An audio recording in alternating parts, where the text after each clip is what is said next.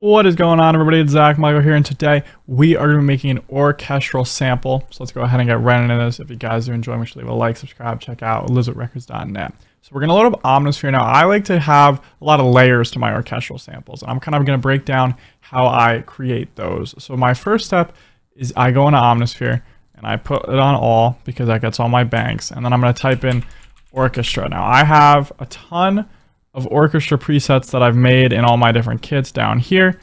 So I kind of just play through these until I find one that I like.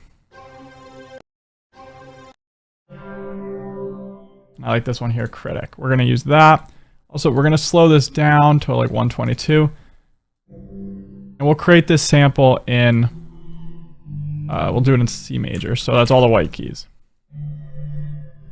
We're just going to create like very simple triads here. Kind of break it up.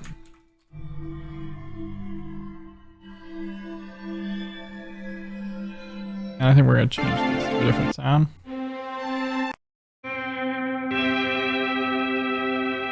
There we go. That's cool. I'm going to throw some halftime on this at like 85% mix. That just creates a darker. And so when I'm making these chords for orchestral samples, a lot of times, at least when I'm making them, I try to keep them simple. Like a lot of times when people make orchestral samples, they think that the MIDIs have to be doing crazy things and whatever. And the key to orchestral composition, a lot of times, especially in like modern music, is to keep things kind of simple. Let things be legato and just staccato. Like that's really it. Like you don't need to overcomplicate or do too much. Like the sounds are going to be solid, especially once you add layers. Like each individual sound doesn't need to be doing the absolute most. It's kind of like once you make everything. But next I'm going to load up Electra X.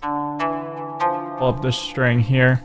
I know that I like how this string sounds. This is just one of those things where once you've made so many different samples over the years, you kind of start to pick up on sounds you like.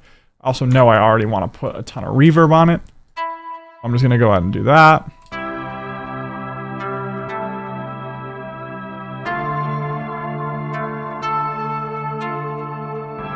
Now, if you couldn't tell, just creating a little very simple pattern here and then randomizing the velocities.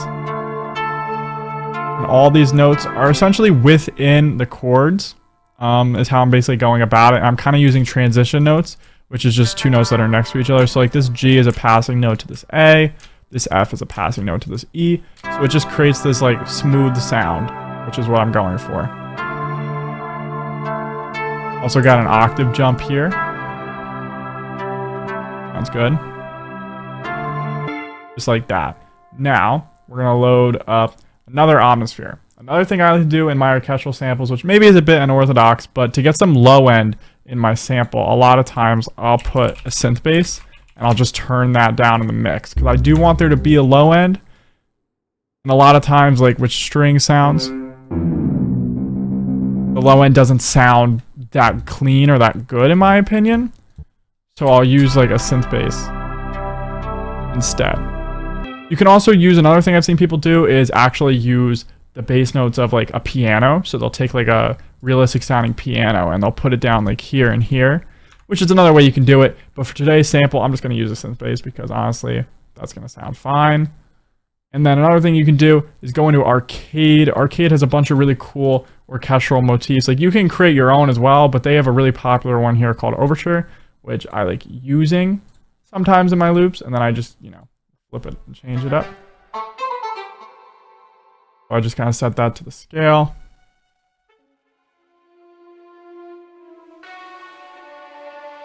Something like this could work.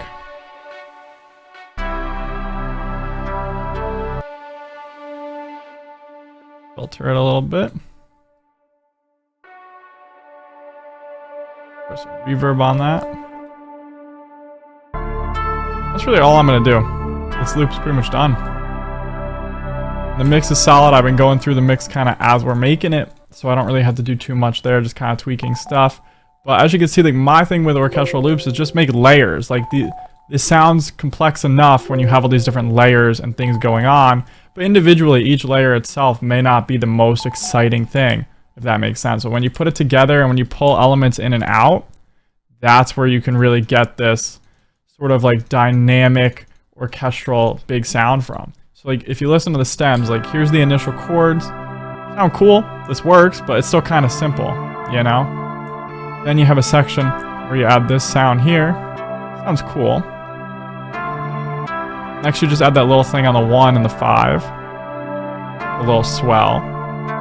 Then you add the synth bass, and boom. Just like that, you have a full sounding orchestral sample. So if you guys enjoy, make sure to leave a like, subscribe, and check out ElizabethRecords.net. Thanks for watching. Head on over to ElizabethRecords.net if you'd like to support me. You can purchase VST expansion banks, drum kits, loop kits, and MIDI kits that'll level up your production there.